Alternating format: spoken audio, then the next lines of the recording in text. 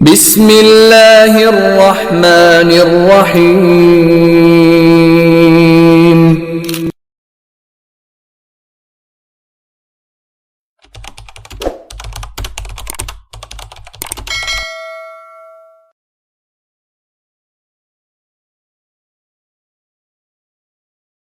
السلام عليكم ورحمة الله وبركاته. بسم الله الرحمن الرحيم. الحمد لله رب العالمين والعاقبة للمتقين. اللهم بنعمتك العظمى صل على الحبيب محمد وآله كما أعلنت وسلم. ربنا زد لنا علما نافعا وعملا متقبلا ورزقا حلالا طيبا وعمرا في طاعتك طويلا.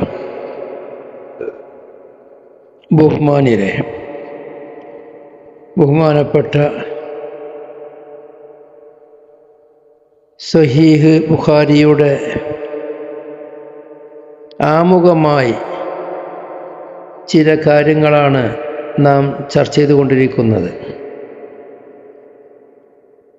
വളരെ ഗൗരവത്തിൽ ഇമാമിയങ്ങൾ പ്രത്യേകമായി സൂചിപ്പിച്ച കാര്യങ്ങൾ മാത്രമാണ് നാം ഇവിടെ പറയുന്നത്.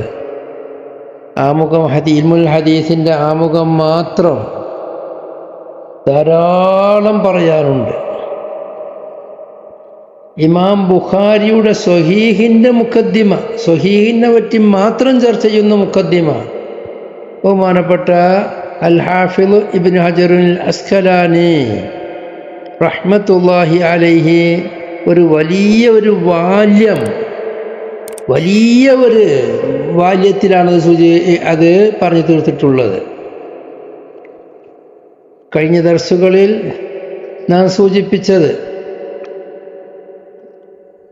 മൗദൂആയ ഹദീസുകളെ സംബന്ധിച്ച്, സ്വഹീഹായ ഹദീസിനെ സംബന്ധിച്ച് ഉള്ള ചർച്ചകളായിരുന്നു. മൗദൂആയ ഹദീസ് എന്തിനാണ് ഒരാൾ അല്ലെങ്കിൽ വളഅ് ചെയ്യുന്നത്, അത് നിർമ്മിക്കുന്നത് എന്ന് നാം അല്പം കാര്യങ്ങൾ സംസാരിച്ചു. വേറെയും ധാരാളം കാര്യങ്ങളുണ്ട്. അതിൽപ്പെട്ട ഒന്നാണ് ചില ആളുകൾ റസൂലുള്ളാഹി സ്വല്ലല്ലാഹു അലൈഹി വസല്ലം തങ്ങളുടെ മേലിൽ മൻ കദബ അലയ്യ മുതഅമ്മിദ ഫല്യതബവ്വ മഖ്അദഹു മിനന്നാർ എന്നുള്ള ഹദീസ് മുത്തവാത്തിറാണെന്ന് നാം സൂചിപ്പിച്ചിട്ടുണ്ട്. റസൂലുള്ളാഹിൻ്റെ പേരിൽ ഒരു കാരണവശാലും റസൂലുള്ളാഹി പറയാത്തത് പറഞ്ഞു, റസൂലുള്ളാഹി ചെയ്യാത്തത് ചെയ്തു, റസൂലുള്ളാഹി അംഗീകരിക്കാത്തത് അംഗീകരിച്ചു എന്ന് പറയരുത് എന്ന് പ്രത്യേകമായി റസൂലുള്ളാഹി നഹി ചെയ്തതാണ്. അതെന്തായാലും സന്തോഷമാണ്. എന്നാൽ ആ പറഞ്ഞ ഹദീസുകൾക്ക് നിബന്ധനകൾ നൽകിയും കൊണ്ട് ആ പറയുന്നതെല്ലാം റസൂലുള്ളാഹിൻ്റെ ദീന് പ്രചരിപ്പിക്കേണ്ട ആവശ്യത്തിന് വേണ്ടി അല്ലാതിരിക്കുമ്പോഴാണ്, ദീൻ പ്രചരണാവശ്യാർത്ഥം റസൂലുള്ളാഹി പറയാത്തതൊക്കെ പറയാം എന്ന് പറഞ്ഞുകൊണ്ട് കുറേ ആളുകൾ ഫളായിലുൽ അഅ്മാൽ എന്ന പേരിൽ കുറേ നിർമ്മിച്ചുണ്ടാക്കിയിട്ടുണ്ട്. കുറേ ആളുകൾ അത്തർഹീബ് വത്തർഗീബ്, ദീനീ കാര്യങ്ങൾ ജനങ്ങളെ പ്രേരിപ്പിക്കുക, റസൂലുള്ളാഹി വിരോധിച്ച കാര്യങ്ങളെ തൊട്ട് ജനങ്ങൾക്ക് ഭയഭക്തി ഉണ്ടാക്കി തീർക്കുക, അതിന് വേണ്ടി ഖാല റസൂലുള്ളാഹി എന്ന പേരിൽ ധാരാളം വളഅ് ചെയ്തവരുണ്ട്. അവരുടെ ഉദ്ദേശം ശരിയാണെങ്കിലും അത് റസൂലുള്ളാഹി സ്വല്ലല്ലാഹു അലൈഹി വസല്ലം തങ്ങൾ വിരോധിച്ചതായത് കൊണ്ട് ആ ഉദ്ദേശം തെറ്റായി മാറി. അതുപോലെ ഒരു വിഭാഗം ആളുകൾ താബിഈങ്ങളുടെ ശേഷം ഹദീസിൻ്റെ പ്രചാരണത്തിൻ്റെ കാലമായി 1-ാം നൂറ്റാണ്ടിൻ്റെ ശേഷം, ഹിജ്റ 100-ന്റെ ശേഷം, അത് ഹദീസിൻ്റെ യുഗമായിരുന്നു. അങ്ങനെ ഹദീസുകളുടെ യുഗമായപ്പോൾ എല്ലാവരും ഹദീസുകളെ തേടിപ്പിടിച്ച് അത് മനസ്സിലാക്കലും അത് ക്രോഡീകരിക്കലും അതിലേക്ക് പല പല പല കിതാബുകൾ ഉണ്ടാക്കുന്നതും സ്വലായി മാറിയപ്പോൾ ജനങ്ങളുടെ ശ്രദ്ധ ഹദീസിൽ നിന്ന് തിരിഞ്ഞത് കൊണ്ട്, ഖുർആനിൽ നിന്ന് ശ്രദ്ധ മാറിയത് കൊണ്ട് ഖുർആനിലേക്ക് ആകർഷിക്കാൻ വേണ്ടി ഖുർആനിലെ ഓരോരോ സൂറത്തുകൾക്കും പ്രത്യേകം ഫളായിലുകൾ, മഹത്വങ്ങൾ നിർമ്മിച്ചവരുണ്ട്. എന്നിട്ട് എല്ലാ സൂറത്തിനേക്കും പ്രത്യേകിച്ച് ചില സൂറത്തുകൾക്ക് വാരി നേരിട്ട് സ്വഹിയായി തന്നെ വാരിതായതുണ്ട്. അതല്ലാതെ ഓരോരോ ആളുകൾ നിർമ്മിച്ചുണ്ടാക്കിയത് ധാരാളമുണ്ട്. എല്ലാ സൂറത്തിനും ഉണ്ടാകും. അതിൻ്റെ മുമ്പന്തിയിൽ നിന്ന പലരുമുണ്ട്. അവരോട് ചോദിച്ചപ്പോൾ അവർ പറഞ്ഞെന്താ, ജനങ്ങളെ ഖുർആനിലേക്ക് അടുപ്പിക്കാൻ, ഖുർആൻ ഓതാൻ, ജനങ്ങൾ മുന്നോട്ട് വരാൻ അതേ മാർഗമുള്ളൂ. അതിന് വേണ്ടിയാണ് ഇപ്പോൾ ജനങ്ങളുടെ ശ്രദ്ധ ഖുർആനെ തൊട്ട് തിരിഞ്ഞ് ഹദീസുമായി ബന്ധപ്പെട്ടുകൊണ്ടിരിക്കുകയാണ്. അതുകൊണ്ട് ഖുർആൻ ജനങ്ങൾ അകലാൻ പാടില്ല, അടുക്കണം. അതിനുള്ള മാർഗമാണ് ഞങ്ങൾ ഈ അവലംബിക്കുന്നത് എന്ന് പറഞ്ഞു. എല്ലാ സൂറത്തുകൾക്കും ഓരോ പ്രത്യേകതകൾ പറഞ്ഞവരുണ്ട്. അത് മൗളു ആണെന്ന് മനസ്സിലാക്കിക്കൊണ്ട് തന്നെ ഇമാം സമഖ്ശരി അവരുടെ കശാഫിലും ബഹുമാനപ്പെട്ട ഇമാം ബൈളാവി അവരുടെ തഫ്സീറിലും അത് പറഞ്ഞിട്ടുണ്ട്. ഇവർ രണ്ടാളും പറഞ്ഞത് അത് ലഈഫാണെന്ന് സൂചിപ്പിക്കാതെയാണ് അധികവും പറഞ്ഞിട്ടുള്ളത്. ഇബ്നു ഹജർ തങ്ങൾ ശറഹുൽ മിശ്കാത്തിൽ പറയുന്നു, അവർ രണ്ടാളും അങ്ങനെ ചെയ്തത് വല്ലാത്ത അത്ഭുതമുണ്ട്. മഹാന്മാരായ പണ്ഡിതന്മാരാണ്, മൗളൂനെ സംബന്ധിച്ച് അറിയുന്നവരാണ്. അവരും തഫ്സീർ എഴുതിയപ്പോൾ തഫ്സീറിൽ ഈ സൂറത്തുകളുടെ ഓരോരോ സൂറത്തുകൾക്കും പ്രത്യേകമായ ആ റസൂലുള്ള പറയാത്ത മൗളൂആയ ഹദീസുകളെ അവർ മൗളൂ ആണെന്ന് വിവരിച്ചാതെ പറഞ്ഞിട്ടുണ്ട്. അതൊരിക്കലും ശരിയായ നടപടിയായിട്ടില്ല. വേറെ ധാരാളം മുഹദ്ദിസീങ്ങൾ മുഫസ്സിരീങ്ങൾ പറഞ്ഞിട്ടുണ്ട്. അവരെല്ലാവരും പറയുന്നത് റുവിയ എന്നോ അല്ലെങ്കിൽ ഖീല എന്നോ പറഞ്ഞുകൊണ്ടിട്ടാണ്, അത് ലഈഫാണെന്ന് വരുത്തിയും കൊണ്ടിട്ടാണ് അവർ പറഞ്ഞിട്ടുള്ളത്. റസൂലുള്ളാഹിലേക്ക് നിസ്ബ ചെയ്തിട്ടുണ്ടെങ്കിലും അതിലും വലിയ കൊടും പാതകമാണ് ഇമാം ബൈളാവിയെ പോലെയുള്ളവർ ചെയ്തവർ എന്ന് പറയുന്നവരുണ്ട്. ഇബ്നു ഹജർ തങ്ങൾ പറഞ്ഞിട്ടുണ്ട്. ഇങ്ങനെയുള്ള ഹദീസ് വളു ചെയ്യുന്ന കാലങ്ങൾ വല്ലാതെ വന്നു. ഹദീസ് ജനങ്ങളുടെ മനസ്സിൽ നിന്ന് പോവൽ തുടങ്ങി. ഈ സമയത്താണ് ബഹുമാനപ്പെട്ട 1-ാം നൂറ്റാണ്ടിലെ മുജദ്ദിദായ, ഓരോരോ 100 വർഷത്തിനും ഓരോരോ മുജദ്ദിദ് ഉണ്ടാകും. എന്നാൽ 1-ാം വർഷത്തെ മുജദ്ദിദ്, 1-ാം നൂറ്റാണ്ടിലെ മുജദ്ദിദായ ബഹുമാനപ്പെട്ട 5-ാം ഖലീഫ എന്ന് പറയുന്ന എന്ന പേരിൽ അറിയപ്പെട്ടതായ അബ്ദുല്ലാഹിബ്നു ഉമർ ഇബ്നു അബ്ദുൽ അസീസ് റളിയല്ലാഹു അൻഹു, ഉമർ ഇബ്നു അബ്ദുൽ അസീസ് റളിയല്ലാഹു അൻഹു മഹാനവർകൾ അന്നത്തെ വലിയ മുഹദ്ദിസീങ്ങളായ വലിയ മുഹദ്ദിസീങ്ങളായ ബഹുമാനപ്പെട്ട ഇമാം സുഹ്രി റളിയല്ലാഹു അൻഹു അവർക്ക് കത്തെഴുതി. അതുപോലെ ധാരാളം അന്നത്തെ കാലത്തുള്ള വലിയ മുഹദ്ദിസീങ്ങൾ അവരിലേക്കെല്ലാം കത്തെഴുതി. എന്താ കത്തെഴുതുന്നത്? സുഹ്രിയിലേക്ക് എഴുതി. അതുപോലെ അബൂബക്കർ ഇബ്നു ഹസം റളിയല്ലാഹു അൻഹു അവരിലേക്കും എഴുതി. രണ്ട് വലിയ മുഹദ്ദിസാണ്. സുഹ്രി ജനിച്ചത് മദീനത്താണ്. അവർ പിന്നെ ഷാമിലേക്ക് പോകലും വരലും സാധാരണ പതിവായിരുന്നു. അവരുടെ വഫാത്തായത് ഷാമിൽ വെച്ചാണ്.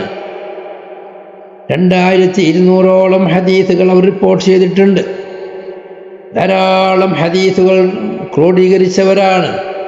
അവരുടെ പ്രത്യേകത അവർ വല്ലതും കേട്ടാൽ അത് മറക്കൂല എന്നുള്ളതാണ്. അവരുടെ ജീവിതത്തിൽ മറക്കാതിരിക്കാൻ വേണ്ടിയുള്ള എല്ലാ അറിയപ്പെട്ട ഔഷധങ്ങളും ഉപയോഗിക്കുന്നവരായിരുന്നു. തേൻ ധാരാളമായി ഉപയോഗിക്കും. അവിടെ വിദ്യാർത്ഥികൾക്കും അവർ തേൻ കൊടുക്കൽ പതിവായിരുന്നു. അത് അവർ പറയല് അത് ഓർമ്മശക്തി ഉണ്ടാക്കി തീർക്കും. എന്നാൽ ആപ്പിൾ അത് അവർ കഴിക്കലില്ല, മറവി ഉണ്ടാക്കും എന്നായിരുന്നു അന്ന് ഡോക്ടർമാരുടെ ഒരു കൈ കണ്ടുപിടുത്തം. കഫമുണ്ടാക്കും, മറവി ഉണ്ടാക്കും എന്ന് അവർ മനസ്സിലാക്കിയതിൻ്റെ പേരിൽ അത് കഴിക്കലില്ലായിരുന്നു. സുഹ്രി ഇമാം ജനിച്ചത് ഒരു ഖുറൈശിയാണെങ്കിലും സാധുവായ പാവപ്പെട്ട നിലക്കാണ് ഫക്കീറായ കുടുംബത്തിൽ നിലക്കാണ് ജീവിച്ചതും വളർന്നതുമെങ്കിലും പിന്നീട് ഭരണ സ്വാധീനങ്ങളും മറ്റുള്ള എല്ലാ നിലക്കും അല്ലാഹു തആല അനുഗ്രഹം നൽകുകയും ആ അനുഗ്രഹം ചെയ്ത അനുഗ്രഹങ്ങൾ അവരുടെ വിദ്യാർത്ഥികൾക്ക് കൊടുക്കുകയും അവരുടെ അടുത്ത് വരുന്നവർക്ക് എല്ലാവിധ ഭക്ഷണങ്ങളും കൊടുക്കലും. അങ്ങനെ ആരെങ്കിലും ഭക്ഷണം വേണ്ട എന്ന് പറഞ്ഞാൽ അവർക്ക് ഹദീസ് പറഞ്ഞു കൊടുക്കാതിരിക്കുകയും ചെയ്യുന്ന അത്രയും നല്ല നിലക്ക് അല്ലാഹു തആല അവസാനകാലം എല്ലാം സൗഭാഗ്യങ്ങൾ നൽകി. ദുനിയാവിയായ സൗഭാഗ്യം, ഉഖ്റവിയായ സൗഭാഗ്യമാകുന്ന അന്നത്തെ കാലത്തെ ഏറ്റവും വലിയ മുഹദ്ദിസ്, എല്ലാ ഹദീസിൻ്റെ മുഫസ്സിസ്, പിൽക്കാലത്തുള്ള എല്ലാ മുഹദ്ദിസീങ്ങളും ഇമാം ബുഖാരി അടക്കമുള്ള മുഹദ്ദിസീങ്ങളെല്ലാം അവരുടെ ഹദീസ് റിപ്പോർട്ട് ചെയ്തവരാണ്. അവരുടെ ഹദീസ് റിപ്പോർട്ട് ചെയ്യാത്ത ഒരൊറ്റ മുഹദ്ദിസും പിൽക്കാലത്ത് വന്നിട്ടില്ല. ഏറ്റവും വലിയ സനദ് എന്ന പേരിൽ അറിയപ്പെടുന്നത് തന്നെ സുഹ്രി. അവർ ബഹുമാനപ്പെട്ട സാലിം റളിയല്ലാഹു അൻഹുവിനെ തൊട്ട്, സാലിം അബ്ദുല്ലാഹി ബിൻ ഉമർ റളിയല്ലാഹു അൻഹു തൊട്ട് അവർ റസൂലുള്ളാഹിയെ തൊട്ട് റിപ്പോർട്ട് ചെയ്യുന്ന ഹദീസാണ്. ആ സനദാണ് ഏറ്റവും വലിയ സനദ്. അസ്സഹുൽ അസാനീദ് എന്ന് ചർച്ച ചെയ്യപ്പെടലുണ്ട്. അതിൽ വെച്ച് ഏറ്റവും വലിയ സനദ് സുഹ്രി ഇമാം അവർ സാലിം റളിയല്ലാഹു അൻഹുവിനെ തൊട്ട്, സാലിം എന്നവർ അബ്ദുല്ലാഹി ബിൻ ഉമറിനെ തൊട്ട്, അവർ റസൂലുള്ളാഹിയെ തൊട്ട് റളിയല്ലാഹു അൻഹും വറളൂ അൻഹും നബി സല്ലല്ലാഹു അലാ മുഹമ്മദ് സല്ലല്ലാഹു അലൈഹി വസല്ലം. അതാണ് ഏറ്റവും അസ്സഹുൽ അസാനീദ്. അതുപോലെ മദീനത്തെ ഗവർണറായിരുന്ന അൻസാറുകളിൽ വച്ച് മദീന ഭരിക്കാൻ ഭാഗ്യം ലഭിച്ച ബഹുമാനപ്പെട്ട അബൂബക്കർ ബിൻ ഹസം റളിയല്ലാഹു അൻഹു, അവരുടെ വഫാത്ത് 120-ലാണ്. സുഹ്രിൻ്റെ വഫാത്ത് 125-ലാണ്. അവരിലേക്കും ബഹുമാനപ്പെട്ട മുജദ്ദിദായ ഉമർ ബിൻ അബ്ദുൽ അസീസ് റളിയല്ലാഹു അൻഹു കത്തെഴുതി. എന്താ കത്ത്? ഉൻളുർ മാ കാന മിൻ ഹദീസ് റസൂലില്ലാഹി സ്വല്ലല്ലാഹു അലൈഹി വസല്ലമ ഫക്തുബുഹു ഫഇന്നി ഖിഫ്തു ദുറൂസൽ ഇൽമി വദഹാബൽ ഉലമാ. നീ ശരിക്ക് നിരീക്ഷിച്ച് പഠിക്കണം നബി സല്ലല്ലാഹു അലൈഹി വസല്ലമ തങ്ങളുടെ ഹദീസുകളെ. ആ ഹദീസുകളെ നീ എഴുതണം. കാരണം ഉലമാക്കൾ മരിച്ചു പോവലിനെയും ഇൽമ് തേഞ്ഞുമാഞ്ഞ് ഇല്ലാതാവലിനെയും എനിക്ക് ഭയമുണ്ട്. ആ രണ്ട് സംഗതി, ഉലമാ പോവൽ കൊണ്ടും ഇൽമ് തേഞ്ഞുമാഞ്ഞ് പോവലിനെയും ഭയപ്പെടുന്നത് കൊണ്ട് തന്നെ അത് പിടിച്ചു നിർത്താനുള്ള, നഷ്ടപ്പെടാതിരിക്കാനുള്ള മാർഗം അത് റെക്കോർഡാക്കി വെക്കലാണ്. അതുകൊണ്ട് ഹദീസുകൾ റെക്കോർഡാക്കി തരണമെന്ന് രണ്ട് മഹാന്മാരോടും ഓർഡർ ചെയ്യുകയും, രണ്ടാളും ഭരണ സ്വാധീനമുള്ള ഉയർന്ന സ്ഥാനത്തുള്ളവരാണ്. അബൂബക്കർ ബിൻ ഹസം മദീനയിലെ ഗവർണറാണ്. ഉമർ ബിൻ അബ്ദുൽ അസീസ് എന്നവരുടെ. അതുപോലെ സുഹ്രി ഇമാമും ഭരണത്തിൽ സ്വാധീനമുള്ളവരാണ്. പലപ്പോഴും ഖാദിയും ഗവർണറുമെല്ലാമായവരാണ്. അവരോടാണ് ആജ്ഞാപിക്കുന്നത്. ആജ്ഞയാണത്. അതിനൊക്കെ അവർ അനുസരിക്കുകയും അവർ രണ്ടാളും നബി സല്ലല്ലാഹു അലൈഹി വസല്ലം തങ്ങളുടെ ഹദീസുകളെ ക്രോഡീകരിച്ച് മഹാനായ Abdullahi bin Umar bin Abdul Aziz റളിയല്ലാഹു അൻഹുവിലേക്ക് അയച്ചു കൊടുക്കുകയും ഉമർ ബിൻ അബ്ദുൽ അസീസ് റളിയല്ലാഹു അൻഹു അത് മറ്റുള്ള നാടുകളിലേക്കെല്ലാം പകർത്തി അയച്ചു കൊടുക്കുകയും ചെയ്തിരുന്നു. ചരിത്ര സത്യങ്ങളാണത്. അവർ രണ്ടാളും വലിയ വലിയ മഹത്തുക്കളാണ്. അവർ രണ്ടാളും ചെയ്തിരുന്നത് ഹദീസുകൾ കണ്ടെത്തി അവരിൽ നിന്ന് നബി സല്ലല്ലാഹു അലൈഹി വസല്ലം തങ്ങളിലേക്കുള്ള സനദ് പറഞ്ഞു ഹദീസ് റെക്കോർഡ് ചെയ്യലായിരുന്നു രണ്ടാളും ചെയ്തയുടെ മാർഗം. അവരൊരു കിതാബിൻ്റെ രീതിയിൽ ഒരു റെക്കോർഡാക്കിയും കൊണ്ട് ബാബിട്ടുകൊണ്ട് ഒരു കിതാബിൻ്റെ ഒരു രീതിയിലായിരുന്നില്ല അവർ ഹദീസ് ശേഖരിച്ചിരുന്നത്. ഹദീസ് ശേഖരിച്ചവർ അവരാണ് എന്ന് പറയാം. ആദ്യമായി ഹദീസ് കൂടുതലായി ശേഖരിച്ചത് ബഹുമാനപ്പെട്ട സുഹ്രി ഇമാമാണ്. അതുപോലെ അബൂബക്കർ ബിൻ ഹസമാണ്. അതൊരു നഗ്ന സത്യമാണ്. ഹദീസ് എഴുത്ത് എന്ന് പറയുന്ന റസൂലുള്ളാഹിന്റെ കാലത്ത് തന്നെയുണ്ട്. റസൂലുള്ള തന്നെ നേരിട്ട് എഴുതി കൊടുത്തവരുണ്ട്. അത് ഇമാം ബുഖാരി ഓതുമ്പോൾ ധാരാളം സംഭവങ്ങൾ വരുന്നുണ്ട്. ബുഖാരി ബാബനുണ്ട്, ബാബു കിതാബത്തിൽ ഹദീസി എന്ന് പറയുന്നൊരു ബാബനുണ്ട്. അതിൽ ധാരാളം ഹദീസുകൾ, ധാരാളം സംഭവങ്ങൾ ഉദ്ധരിക്കുന്നുണ്ട്. റസൂലുള്ളാഹിന്റെ കാലത്തെ ഹദീസുകൾ രേഖപ്പെടുത്തപ്പെട്ടിട്ടുണ്ട്. റസൂലുള്ള തന്നെ ധാരാളം കത്തുകൾ രാജാക്കന്മാരിലേക്കും അല്ലാത്തവരിലേക്കും എഴുതിയിട്ടുണ്ട്. റസൂലുള്ളാഹിന്റെ കത്തും ഹദീസ് തന്നെയാണ്. കത്ത് മുഖേന ഹദീസ് അയച്ചിട്ടുണ്ട് റസൂലുള്ളാഹി സ്വല്ലല്ലാഹു അലൈഹി വസല്ലം തങ്ങൾ. അത് വേറെ സത്യമാണ്. ബഹുമാനപ്പെട്ട അബ്ദുല്ലാഹിബിന്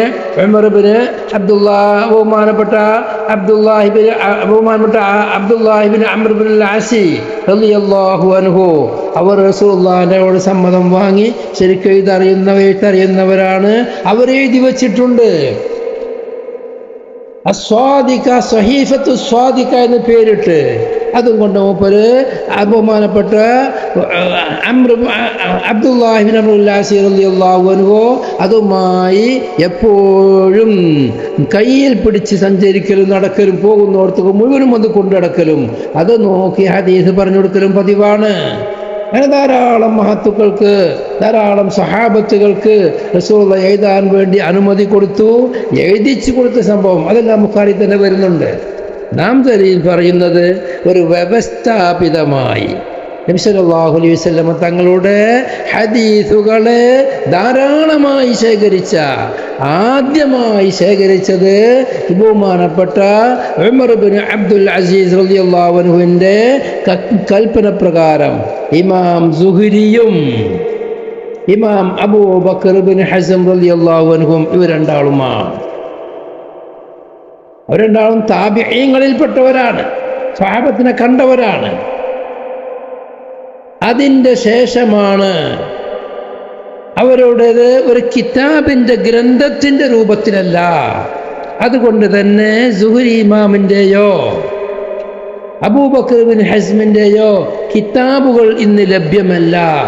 കാരണം അവർ ഓരോരോ പേപ്പറുകളിൽ അല്ലെങ്കിൽ ഓരോരോ അന്നത്തെ കാലത്ത് എഴുതാൻ ഉപയോഗിക്കുന്ന മാധ്യമങ്ങളിൽ കുറേ ഹദീസുകൾ എഴുതും, അബ്ദുല്ലാഹി റളിയല്ലാഹു അയച്ചു കൊടുക്കും, പിന്നെയും എഴുതും, പിന്നെയും അയച്ചു കൊടുക്കും. അങ്ങനെയുള്ള ജമ്മായിരുന്നു അന്നുണ്ടായിരുന്നത്. പിന്നീട് അവരുടെ കാലത്തിൻ്റെ ശേഷം ബഹുമാനപ്പെട്ട ഇബ്നു ഹജർ അൽ അസ്കലാനി റഹ്മത്തുള്ളാഹി അലൈഹി അവരുടെ ഫത്ഹുൽ ബാരിയുടെ തുടക്കത്തിൽ, മുഖദ്ദിമൻ്റെ തുടക്കത്തിൽ, ഫത്ഹുൽ ബാരിൻ്റെ മുഖദ്ദിമ വലിയൊരു ജുസുണ്ട്, 600 പേജുണ്ട് എന്നിട്ട് പറഞ്ഞല്ലോ. മുഖദ്ദിമയിൽ ആ വിഷയം പറയുന്നുണ്ട്. ബഹുമാനപ്പെട്ട ഇബ്നു ഹജർ അസ്കലാനി തങ്ങൾ പറഞ്ഞത് വളരെ സത്യമാണ്. അതിനെ വിമർശിച്ചും കൊണ്ട് ശേഷമുള്ള പലരും പറയുന്നുണ്ട്. അവർക്ക് എന്താണ് മഹാനായ ഇബ്നു ഹജർ അസ്കലാനി റഹ്മത്തുള്ളാഹി അലൈഹി പറയുന്നത് എന്ന് മനസ്സിലാക്കാതെ വിമർശിക്കുന്നവരാണ്. ആ വിമർശനത്തിലേക്ക് നോക്കേണ്ടതില്ല. മഹാനവറുകൾ പറയുന്നു, ഇലം അല്ലമനി അല്ലാഹു വയ്യാക أن آثار النبي صلى الله عليه وسلم لم تكن في عصر أصحابه وكبار تبعهم مدونة في الجوامع ولا مرتبة لأمرين. നീ അറിയുക, അല്ലാഹു സുബ്ഹാനഹു വ തആല എനിക്കും നിനക്കും നബി സല്ലല്ലാഹു അലൈഹി വസല്ലമ തങ്ങളുടെ ആസാറിനെ പഠിപ്പിച്ചു തരട്ടെ. ഒരു ദുആ. അതിൻ്റെ ശേഷം പറയാണ്, നബി സല്ലല്ലാഹു അലൈഹി വസല്ലമ തങ്ങളുടെ അസറുകൾ അത് അസ്ഹാബിൻ്റെ കാലത്തോ താബീങ്ങളിൽ നിന്നുള്ള വലിയവർ, മൂത്തവർ അവരുടെ കാലത്തോ അത് ജവാമി. ഹദീസിൻ്റെ കിതാബിൻ്റെ ഒരു പ്രത്യേക ഐറ്റമാണ് ജാമ്യകൾ. ഇൻഷാ അല്ലാഹ് ഒരു വിഷയം വരുന്നുണ്ട്. ഉള്ള ജാമ്യകളിലോ അതുപോലെയുള്ള വലിയ വലിയ കിതാബ് രൂപത്തിലുള്ള സംഗതികളിലോ അത് ക്രോഡീകരിക്കപ്പെട്ടതായിരുന്നില്ല. അതേ പറഞ്ഞുള്ളൂ. നബിൻ്റെ സ്വഹാബത്തിൻ്റെ കാലത്തും താബിഈങ്ങളുടെ കാലത്തും അത് ജാമ്യ എന്ന സഹീഹ് ബുഖാരിൻ്റെ ജാമ്യാണല്ലോ. തുർമുദി ജാമിയാണല്ലോ. ഇങ്ങനെയുള്ള വലിയ വലിയ ഗ്രന്ഥങ്ങളായി അത് ക്രോഡീകരിക്കപ്പെട്ടിരുന്നില്ല. അതിന് രണ്ട് കാര്യമുണ്ട്. ഒന്നെന്താ? ഒന്ന്, നബി സല്ലല്ലാഹു അലൈഹി വസല്ലം തങ്ങളുടെ ഭാഗത്തിൽ നിന്ന് അതിനെപ്പറ്റി വിമർശനം വന്നിരുന്നു, നഹി വന്നിരുന്നു. നബി സല്ലല്ലാഹു അലൈഹി വസല്ലം തങ്ങൾ പറഞ്ഞിട്ടുണ്ട്, ഹദീസുകളെ നിങ്ങളാരും തന്നെ എഴുതി വെക്കരുത്. ഇമാം മുസ്ലിം റളിയല്ലാഹു അൻഹു റിപ്പോർട്ട് ചെയ്ത ഹദീസിൽ കാണാം, നബി സല്ലല്ലാഹു അലൈഹി വസല്ലം തങ്ങൾ പറഞ്ഞിട്ടുണ്ട്, ലാ തക്തുബു അന്നീ ശൈയാ ഇല്ലൽ ഖുർആൻ വമൻ കതബ അന്നീ ശൈയൻ ഗൈറൽ ഖുർആനി ഫല്യംഹു. റസൂലുള്ളാഹി പറയാണ്, എന്നെ തൊട്ട് ഖുർആൻ അല്ലാത്ത ഒന്നും നിങ്ങൾ എഴുതരുത്. അങ്ങനെ ആരെങ്കിലും വല്ലതും എഴുതി വച്ചിട്ടുണ്ടെങ്കിൽ അത് മായ്ച്ചു കളയണം. എന്നാൽ മറ്റേ അങ്ങനെ നഹി ഉണ്ടായിരുന്നു ആദ്യകാലത്ത്. എന്നാൽ നബി സല്ലല്ലാഹു അലൈഹി വസല്ലം തങ്ങൾ തന്നെ അത് അനുമതി നൽകിയിട്ടുമുണ്ട്. ഒരു കൂട്ടർക്ക് നഹി ചെയ്തിട്ടുണ്ടെങ്കിൽ മറ്റൊരു കൂട്ടർക്ക് നബി സല്ലല്ലാഹു അലൈഹി വസല്ലം തങ്ങൾ അനുമതി നൽകിയിട്ടുണ്ട്. അന്നതാ ഇബ്നു ഉമർ റളിയല്ലാഹു അൻഹുവിന്റെ ഹദീസ്. ഇബ്നു ഉമർ റളിയല്ലാഹു അൻഹു പറഞ്ഞു, ഖുൽതു യാ റസൂലല്ലാഹ് അസ്മഉ മിൻക ശയ്യാ അഫഅക്തുബുഹു. ഞാൻ നിങ്ങളെ വക്കൽ നിന്ന് നല്ല ഹദീസുകൾ കേൾക്കുന്നുണ്ട്, ഞാനത് എഴുതി വെക്കട്ടെ നബിയേ? ഖാല റസൂലുള്ളാഹി പറഞ്ഞു, നഅം, അത് എഴുതി വെച്ചോ. അപ്പൊ ഇബ്നു ഉമർ റളിയല്ലാഹുവിന്റെ ചോദ്യം വളരെ പ്രസക്തമായ ചോദ്യം, ഫിൽ ഗളബി വറിളാ. തങ്ങൾ ദേഷ്യം പിടിച്ച കാര്യങ്ങൾ പറയുമ്പോഴും വളരെ സന്തോഷവാനായി ഉന്മേഷവാനായി പറയുമ്പോൾ ഇതൊക്കെ എഴുതാൻ പറ്റുമോ? ദേഷ്യം പിടിച്ചിട്ട് ചില സമയത്ത് എന്തെങ്കിലുമൊക്കെ അബദ്ധം പറയില്ലേ, ദേഷ്യം ചൂടായി പറയില്ലേ, ആ സമയത്ത് എഴുതാൻ പറ്റുമോ? ഖാല റസൂലുള്ളാഹി പറഞ്ഞു, നഅം, അതെ. ഫഇന്നീ ലാ അഖൂലു ഫീഹിമാ ഇല്ലാ ഹഖാ. ഞാൻ ദേഷ്യമുള്ള ഘട്ടമാണെങ്കിലും റിളയുള്ള ഘട്ടമാണെങ്കിലും സത്യമല്ലാതെ പറയൂല. അതുകൊണ്ട് ഞാൻ എൻ്റെ വായിൽ നിന്ന് എന്ത് വീഴുന്നോ അത് മുഴുവനും എഴുതിക്കോ. മാ യന്തിഖു അനിൽ ഹവാ ഇൻ ഹുവ ഇല്ലാ വഹ്യുൻ യൂഹാ വഅമ്മാ ബിനിഅമതി റബ്ബിക ഫഹദ്ദിസ്. നിഅമത്തായിട്ടേ ഹദീസ് വരുള്ളൂ, നാം വിശദീകരിച്ചിട്ടുണ്ട്. ഹദീസ് ക്രോഡീകരണം നബി സല്ലല്ലാഹു അലൈഹി വസല്ലം തങ്ങളുടെ കാലത്ത് ഒരു വിഭാഗത്തിനിക്ക് വിരോധിച്ചിരുന്നു. അതുകൊണ്ട് നല്ലൊരു വിഭാഗം എഴുതി വെച്ചിരുന്നില്ല. മറ്റൊന്ന്, ഹദീസ് നബി തങ്ങളുടെ കാലത്ത് അനുമതിയുണ്ട്,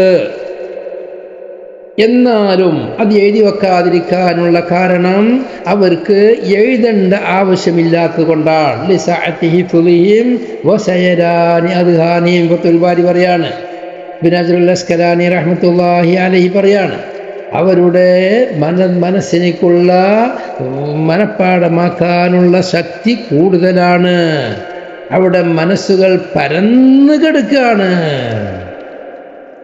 മാത്രവുമല്ല അധിക സഹാബിമാർക്കും അറിവറിയാത്തവരും ഉണ്ട് അവരുടെ കൂട്ടത്തിൽ.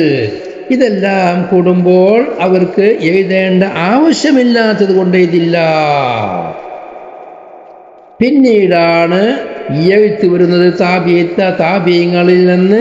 ചെറിയവരുടെ ഏകദേശം 1-ാം നൂറ്റാണ്ട് തുടങ്ങലോട് കൂടെയാണ് ഹദീസിന്റെ എഴുത്ത് വരുന്നത്. എന്നിട്ട് ബഹുമാനപ്പെട്ട ഇബ്നു ഹജർ തങ്ങൾ പറയാണ്, ഇബ്നു ഹജർ അൽ അസ്ഖലാനി, ഹാഫിദ് ഇബ്നു അൽ അസ്ഖലാനി, അവരാണ് ബുഖാരിക്ക് ശറഹ് എഴുതിയിട്ടുള്ളത്. അവർ പറയാണ്, ഫഅവ്വലു മൻ ജമഅ ദാലിക അർ-റബീഉ ഇബ്നു സുബൈഹ്. ആദ്യമായി ഹദീസിനിക്ക് ശറഹ് എഴുതി ഹദീസ് ക്രോഡീകരിച്ചത്, ഹദീസുകളെ ഒരു കിതാബിന്റെ രൂപത്തിൽ, ഒരു ഗ്രന്ഥത്തിന്റെ രൂപത്തിൽ ആദ്യമായി ഹദീസ് എഴുതിയത് ബഹുമാനപ്പെട്ട റബീഉ ഇബ്നു സുബൈഹ് എന്നവരാകുന്നു. ആദ്യമായി എഴുതിയവർ അവരാണ്. ആര്? റബീഉ ഇബ്നു സുബൈഹ്. അവർ വഫാത്താകുന്നത് ഹിജ്റ 130-ലാണ്. 160-ലാണ് റബീഉ എന്നവരുടെ വഫാത്ത്. അതേ കാലത്ത് തന്നെ എഴുതിയ മറ്റൊരാളാണ് സഈദ് ബിൻ അബി അറൂബ. അവരുടെ വഫാത്തുള്ളത് 140 156 ഹിജ്റയാണ് 186. പിന്നീട് അവർ രണ്ടാളുമാണ് ആദ്യമായി എഴുതുന്നത്. ഹദീസ് ജമ്മ് ചെയ്യുന്ന കിതാബിന്റെ രൂപത്തിൽ, ഗ്രന്ഥരൂപത്തിൽ ആദ്യമായി എഴുതുന്നത് റബീഉ ഇബ്നു സുബൈഹ്, സഈദ് ബിൻ അബി അറൂബ, രണ്ടാളുമല്ലാത്ത മറ്റുള്ള കുറേ ആളുകളും. അത് ശ്രദ്ധിക്കണം. പിന്നെ അവരെ ശേഷം പിന്നീട് ഫകാനൂ യുസന്നിഫൂന കുല്ല ബാബിൻ അലാ ഹിദാ. റബീഉ ഇബ്നു സുബൈഹ് എന്നവരും സഈദ് ബിൻ അബി അറൂബ എന്നവരും അവർ 156 വഫാത്തായി. റബീഉ എന്നവർ 160. അവർ രണ്ടാളും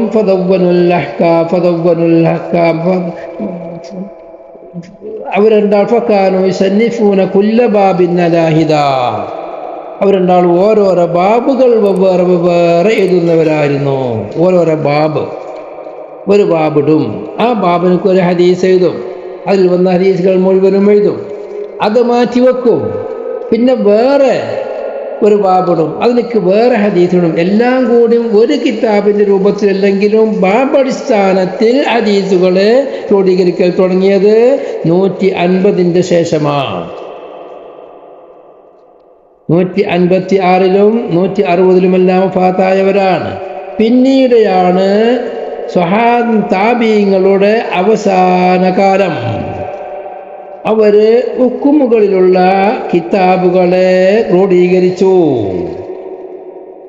ആ രണ്ടാം ഘട്ടമാണ് ഇമാം മാലിക് റളിയല്ലാഹു അൻഹു മുവത്ത ഉണ്ടാക്കുന്നത്. 179 മാലിക് ഇമാമിൻ്റെ വഫാത്തുള്ളത്.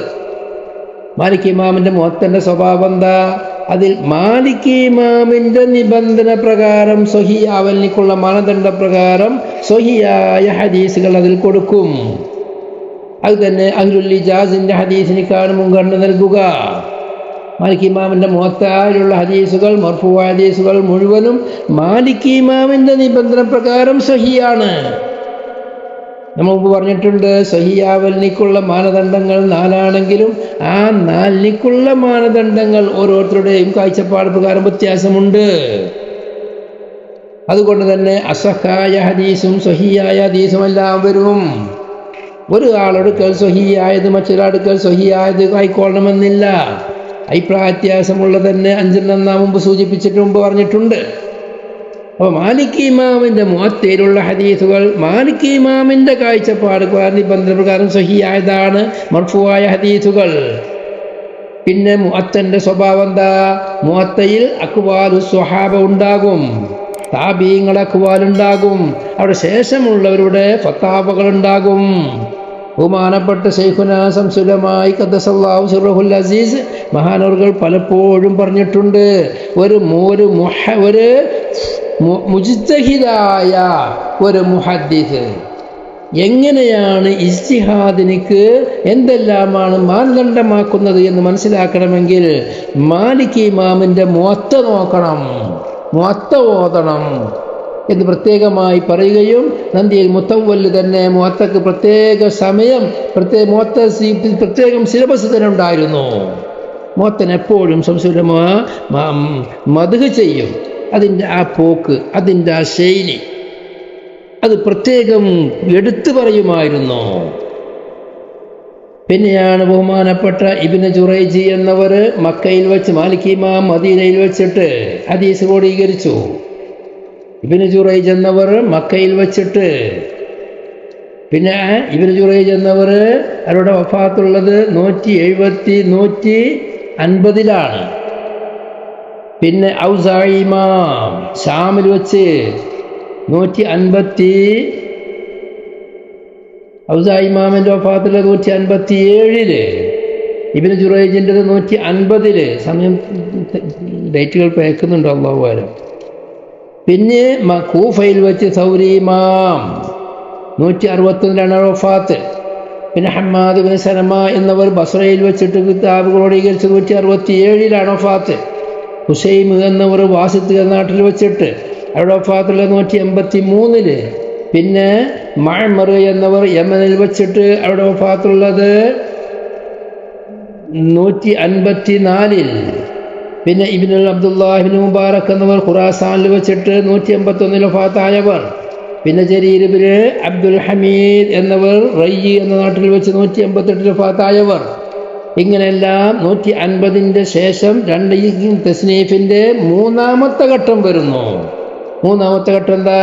കിതാബുകളുടെ രൂപത്തിൽ എല്ലാ ബാബുകൾക്കും എല്ലാ ഹുക്കുമുകൾക്കും തെളിവ് ഹദീസുകൾ വാരിതായ ബാബ് വിഷയങ്ങൾക്കെല്ലാം പ്രത്യേകം ഹുക്കുമു കൊണ്ട് ബാബിട്ടുകൊണ്ടുള്ള കിതാബ് രചന. പിന്നീട് അവരുടെ ശേഷമാണ് മുസ്നദുകൾ പ്രത്യക്ഷപ്പെടുന്നത്. 200 തുടക്കത്തോടു കൂടെ, ഹിജ്റ 200 തുടക്കത്തോടു കൂടെ സഹിയായ മുസ്നദുകൾ ക്രോഡീകരണം വരുന്നു. ഇപ്പോൾ സന്നഫ അബ്ദുല്ലാഹി ഇബ്നു മൂസൽ അബസി മുസ്നദൻ, സുമ്മ സന്നഫ നുഐം ഇബ്നു ഹമ്മാദിൽ ഖുസായി. അങ്ങനെ ഓരോ മഹാന്മാർ. മുസ്നദ് എന്ന് പറഞ്ഞാൽ ഓരോരോ സ്വഹാബത്തിനെ തൊട്ട് വാരിതായ ഹദീസുകൾ, അതിൻ്റെ ഒരു സ്വഹാബത്തിൻ്റെ പേര് പറയുക.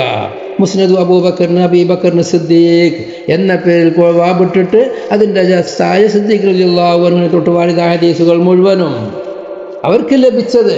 അങ്ങനെ ഓരോരോ സ്വഹാബത്തിൻ്റെയും പേരിൽ അവരവരിലേക്ക് റിപ്പോർട്ട് ചെയ്ത ഹദീസുകൾ ക്രോഡീകരിക്കുക.